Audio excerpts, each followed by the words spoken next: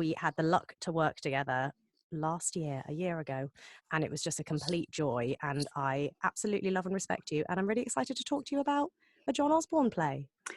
Oh, well, thank you for the intro. Would you like your £5 now? Yes, I'll take that now. If you could send it over before we finish recording, I will. That'd be perfect.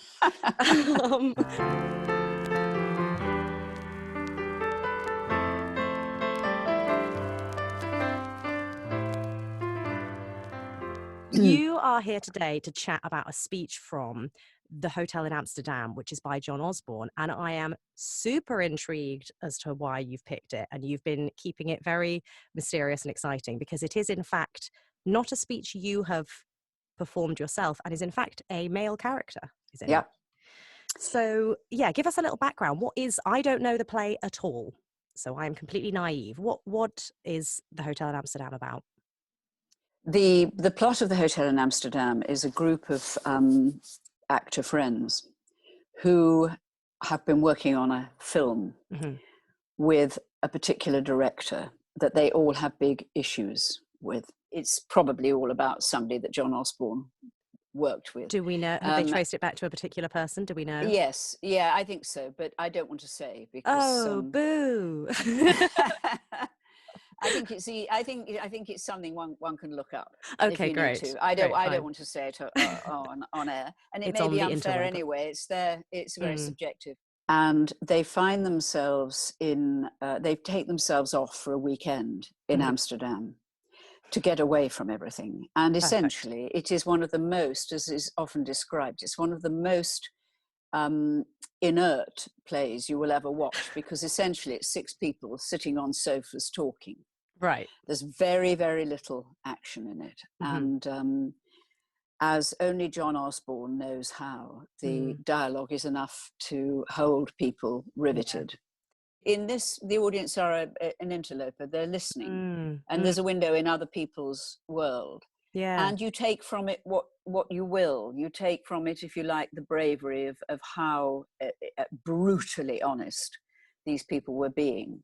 My association with it is this, and it's a very particular moment in time, that the year was 1968. Yeah. Osborne's reputation was, of course, blasted by Look Back in Anger. And then there were some, and this was probably about the 4th play, I think, that he'd had on in the West End. And the reason that I saw it was I was in my first year at drama school, when you are suddenly, your world is opening up into a way of looking at acting and drama that you'd never even seen before. You saw plays in terms of speeches and people speechifying, but it's the absorption of the text that you begin to get a sense of, that what real acting is. It was only just opening up to me. Yeah. And I was taught by a lovely woman who was very young then, and who's been a lifelong friend, actually, but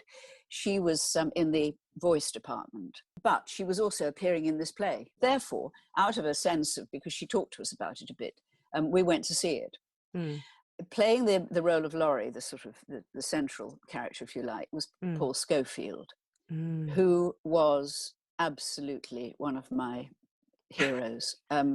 If you ask me, even now, if you know which actors do you most admire on screen, Paul Newman, and on the stage, Paul Schofield, probably over a lifetime. The Pauls win out. Yeah. Those the 2 Pauls, exactly.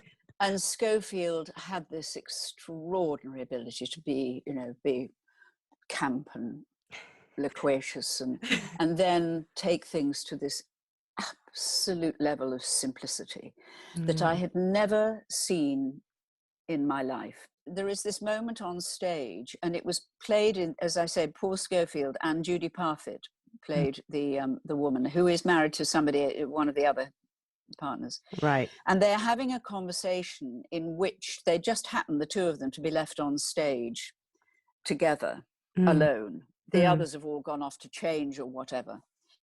It's a trip switch into Laurie confessing that he's had extramarital affairs. Right. And she asks him about it seemingly dispassionately and says, have you? And he says yes, and opens up about it. I remember being riveted in my seat as this unfolded because of its very truth and simplicity. And, you know, those moments hang in the air. It was a moment of both huge admiration for Osborne's writing and huge admiration for the way in which the protagonist delivered it. Every role, as much as is possible that one plays, you want to see, if you're allowed to, if the character has enough presence on the stage, that you see a window into the character's soul. It isn't always allowed, but if you can find it, that's your connection with the audience. Yeah.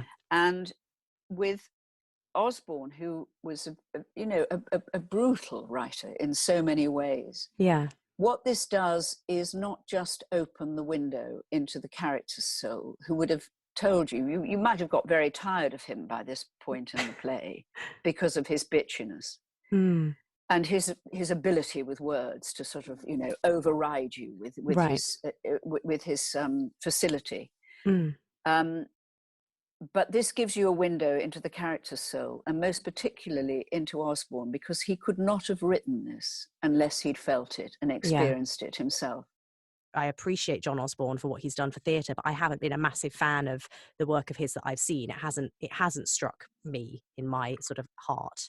But this sounds like this play absolutely would. I would love to see this. Yeah, I think everything has its time though. They may just feel that it's too rarefied. It would not have enough social relevance to today. That's the trouble. But that's such a shame. I get, you know, obviously I feel like I've been more aware of that in my years producing rather than acting, but the awareness of any time I stumble across a play that I love and my company have wanted to produce, I find myself having to find the angle, and that feels very sad because sometimes there isn't an angle. It's just great entertainment. I do find that quite hard about our industry, that there's often a desire to find a relevance to latch your PR onto, when actually there's all kinds of plays that we'd all get a real kick out of, whether they were relevant to what's going on in the world or not. It's the examination of the human condition that is timeless. Yeah. And everything you take for a classic example of this is the play After the Dance, the Terence Rattigan. Oh yes, yeah. Which, because it came on the heels of such huge successes he'd had, right, they just dismissed it at the time.